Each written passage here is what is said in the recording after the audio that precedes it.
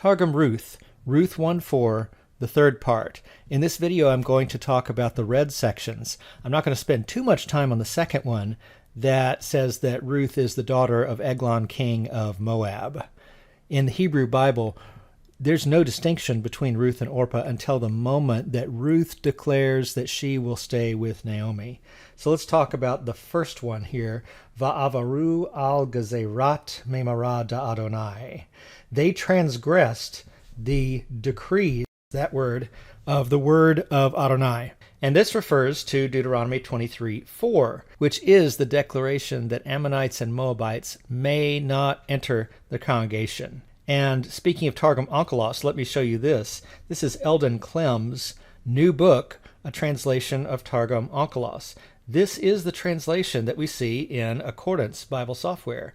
No Ammonites or Moabites are fit to enter into the congregation of the Lord. Even to the 10th generation, they shall never be fit to enter the congregation of the Lord.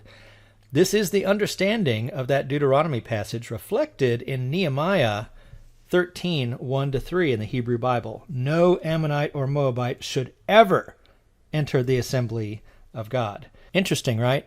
Now there is a difference in Targum's Pseudo-Jonathan of Deuteronomy 23:4, which reads that no males, so here's the word for males, of the Ammonites and Moabites are fit to take a wife from the congregation of the people of the Lord, and so forth. Interesting, right? So here's the to take, and there we have the wife, where this is the nun samic bait verbal root that we had seen right here. The difference here is Targum Pseudo-Jonathan is allowing explicitly the Ruth condition, where Ruth is the Moabite, not those who married her. Now, this is a different understanding from what we see in Ezra and Nehemiah, and this isn't the time to get into that. But it is interesting to see the development of ideas within the Targums. That here in Targum Ruth, we have an explicit statement that it was wrong for Ruth and Orpah's husbands to marry them. Now let's continue reading in Targum Ruth.